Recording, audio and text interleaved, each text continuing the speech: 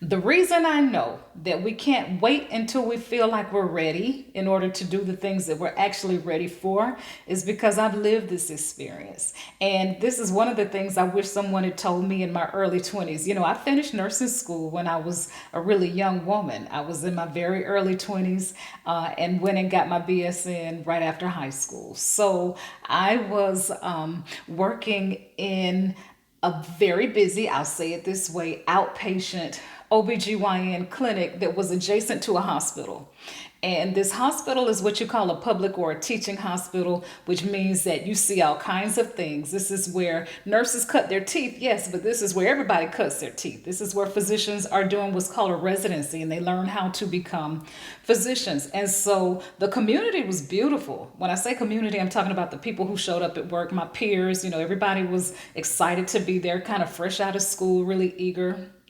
And then you had your more experienced professionals, and sometimes they were helpful, and sometimes they were not. But what happened as a result of that, I realized looking back, and it's been over 20 years ago, but I realized looking back that nobody really poured into you the way one would need in order to develop a certain type of confidence right away. I see new nurses, new healthcare professionals, and I mean, immediately they're like, I know what I got. Okay, that's nice.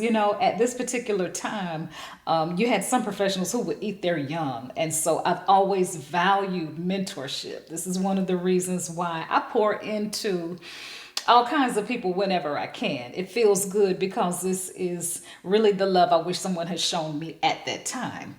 Anyway, so my manager who hires me for this job, and this is a dream job for me because it gets me out of night shift. At the time I was doing L&D, which means you're delivering babies, and I was doing it in the middle of the night. So this is a 7 p.m. to 7 a.m. shift. I wasn't getting any sleep. I was aggravated all the time, exhausted, wondering, is this what I went to school for? This can't be life for real, because I'm going crazy. Anyway, I am brand new in this clinic, just a few months in. The manager tells me she's getting ready to retire. I think, okay, cool. I can get with that. Who can't be happy for someone who is ready to retire? You've done your time. And then she tells me, but I want you to take charge. I want you to be the charge nurse. And I almost started cussing. I went home and, I start thinking I got to find me another job. This, I thought this was going to be great, but it ain't going to work because surely these people don't think I'm getting ready to step into this and take on all this responsibility and I got to be the one to figure. Well, somehow that night, I got just enough nerve to go into that job the next day and say, all right, I'll try it. I'll try it. I don't know what plan B will be if this doesn't work out. I'm not sure. At that time, I didn't know what she saw in me. But I'm not sure whether or not you know this, but I haven't completely gotten everything down to a science that you're already doing. So in order for me to, manage the staff that we have, about 14 people were in that particular unit at that time. I know that there are people here more experienced than I am. I know. She says, Kristen, I know, but you're ready.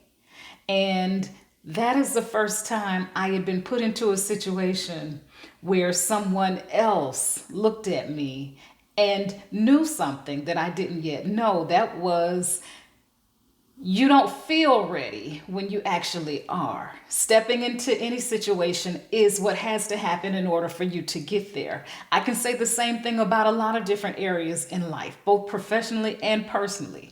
I don't know if you're ever ready for certain things, but when they present in front of your path and you find the courage to step into it, sometimes you'll be amazed at how beautifully things turn out.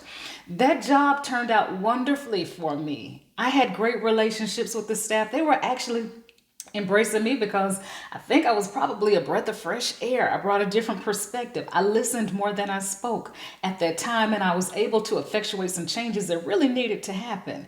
And it became a springboard into a beautiful career trajectory for me. Had I not had that experience, my first experience in leadership, I wouldn't have been ready or eligible or qualified to even be considered for my very next one.